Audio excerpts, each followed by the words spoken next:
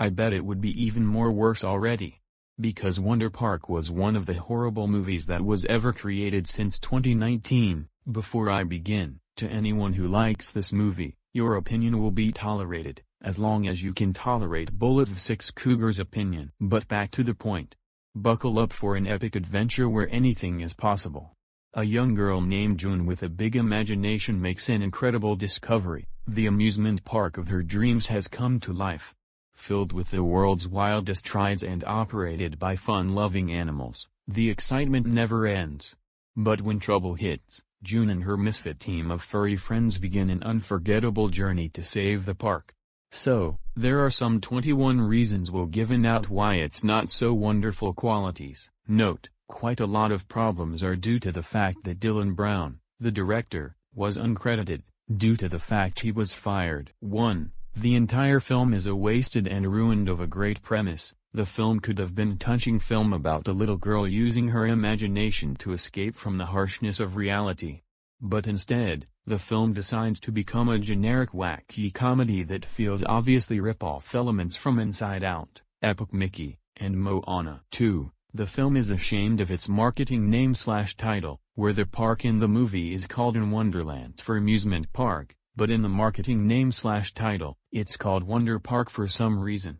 This could be because of a real-world theme park named Canada's Wonderland and the title changed it for a few months ago after Dylan Brown was fired. Also, the phrase Wonder Park is never said on screen in the movie, not even once. 3. The characters are very bland, annoying, obnoxious, or even worse, who have underdeveloped, mainly the main protagonist, June, who is unfunny, boring, and a bad person in general, and the animal sidekicks, except Steve, for the annoying side, as they serve no purpose but to provide terrible comedy, though to be fair, however, they do serve a fantastic functioning role on the park. 4. During the 30-minute mark for nearly second act of the movie, the plot completely goes off the rails. What June ends up forgetting into broken-down Wonderland in the Lost Woods by actually running away and seeing the burned blueprint of the park out of frustration to a convenient recreation of her own imagination via starting a plot-relevant chain reaction for some reason which she takes advantage of after she uses her friend Banky to create a distraction on the bus for math camp to leave. Despite that, she starts alienating from Wonderland. 5. While it's usually wonderful and amazing, the cinematography in the opening montage where we see June's mother go away is laughably terrible. Certain shots consist of uncomfortable and messy close-ups. 6. The ending is a massive cop-out and even has a hand in reversing character development. June's main character arc is coming to grips with the possibility of losing her mother from being ill, but for some reason at the end, the movie just goes to nope, she's alive now. This creates a massive plot hole and actually undoes June's character arc. 7. Terrible attempts at comedy, such as the scenes with Banky, create a distraction on the bus. 8. A few of the scenes feel like they were put in the wrong order and have been swapped. For example, the last scene before the third act begins feels like it should have been put halfway through the second act of the movie. 9. Instead of actually doing anything with the concept of cancer the film that is trying to convey, the film instead heavily focuses too much on being a generic lazy comedy, resulting the concept being wasted and ruined, even more than the entire premise, compared to other films from Paramount Animation. 10. The main villains, the chimpanzee zombies, are weak as the antagonist, with no exposition, and just comes out of nowhere with no real motivation, resulting the lack of character's development and felt like a plot device, rather than actual character. 11. One factor reason to why the film has the poor quality is that how there isn't even a credited director for billing block as home media release and the end credits for the final cut.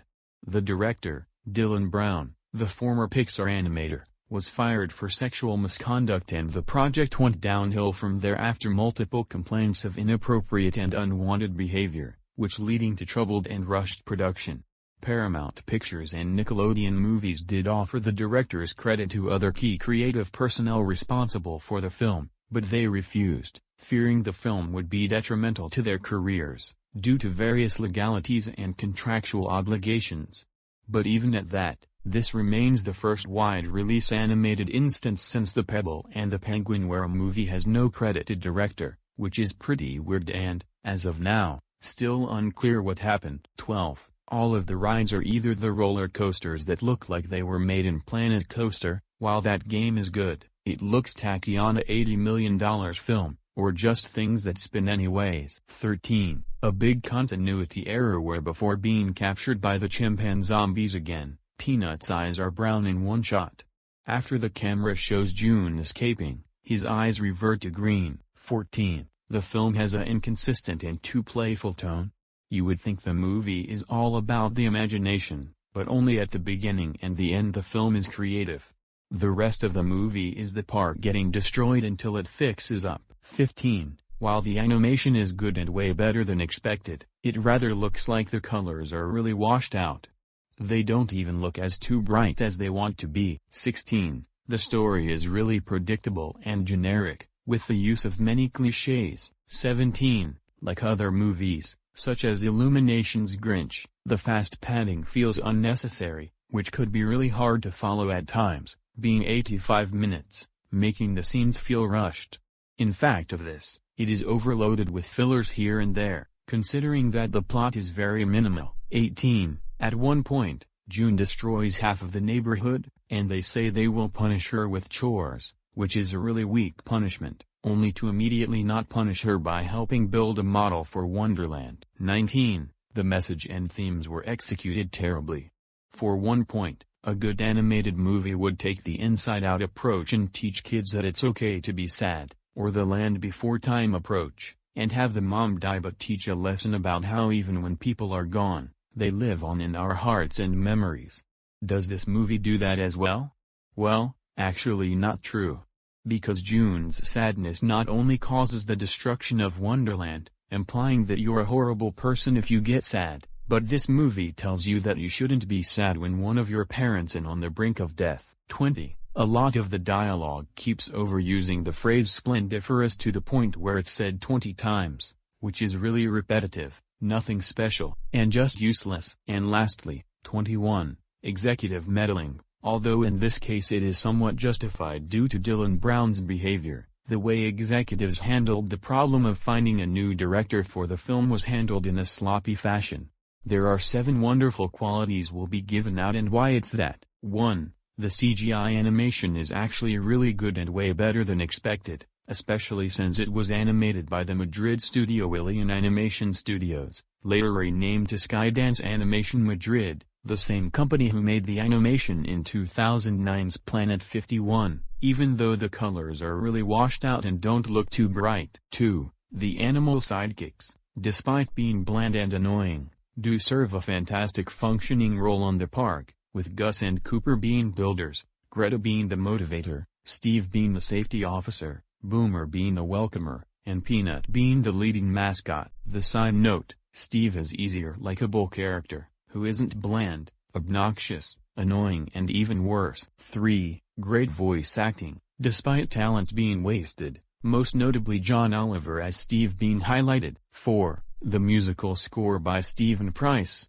who composed Gravity, is great. In fact, the 2 songs, Hideaway and Wonder, are also pretty good. 5. Some moments are actually funny. 6. Some of the moments can be touching and emotional. And lastly, 7. The premise of a little girl using imagination to escape from reality, despite it's wasted and ruined, as mentioned previously, is great idea and could have been used even better about touching film. Likewise, the film could have been a lot even better if Dylan Brown weren't fired in January 2018 in order to had some more time working on it and keep the film title amusement park as well as less focusing on a very generic lazy comedy movie.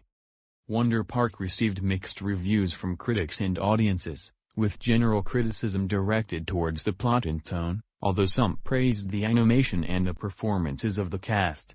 On review aggregator website Rotten Tomatoes, the film holds an approval rating of 34% based on 108 reviews, with an average rating of 4.79. The website's critical consensus reads, colorful and energetic but lacking a compelling story, Wonder Park is little more than a competently made diversion for very young viewers. On Metacritic, the film has a weighted average score of 45 out of 100, based on 22 critics, indicating mixed or average reviews. Audiences polled by CinemaScore gave the film an average grade of B+ on an A+ to F scale. Wonder Park grossed $45.2 million in the United States and Canada, and $74.4 million in other territories, for a worldwide total of $119.6 million, against a production budget of around $80 to $100 million, becoming the box office disappointment. In the United States and Canada, Wonder Park was released alongside Captive State and 5 Feet Apart, and was projected to gross $8 to $14 million from 3,838 theaters in its opening weekend. It made $5.4 million on its first day, including $700,000 from Thursday night previews. It went on to debut to $16 million, which beat projections, though Deadline Hollywood said it was not enough to consider this production a success. The film fell 45% in its second weekend, grossing $8.8 million, and 43% in its third to $5.0 million. And since Dylan Brown was fired, I have officially lost my respect on this movie for good.